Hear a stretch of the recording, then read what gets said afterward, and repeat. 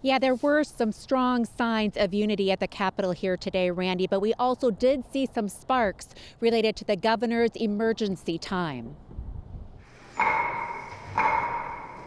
From gaveling to rapid-fire reading of the bills. Second reading House File 2471. Lawmakers rocketed through critical votes, first approving an emergency insulin act named after Nicole Smith Holt's son, Alec, who died while rationing his insulin. I think Alec was telling me not to stop. Lawmakers then turned to COVID-19, passing a package of bills that would change everything from allowing residents to apply for marriage licenses online to giving the health commissioner the authority to set up temporary hospitals, to restocking the shelves at Second Harvest Heartland. But then lawmakers stumbled onto some sparks. A completely different objective than what he originally communicated to be the reason for the shutdown. Debating the merits of the governor's current peacetime state of emergency. That means we are doing better than every other state in controlling this disease because we are listening to public health professionals, and we, as average citizens and as legislators, are supporting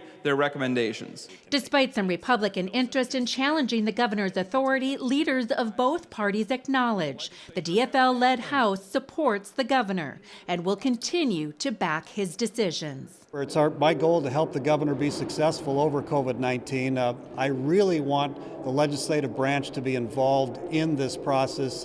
When it's emergency powers, it's only the governor. And that was Senate Majority Leader Paul Gazelka. We do know that the Speaker of the House, Melissa Hortman, also agrees with that sentiment, that simply a motion and a notion to go forward and try to end the governor's peacetime emergency will simply go nowhere in the House. But at this point, Randy, it was a productive and bipartisan day here at the Capitol.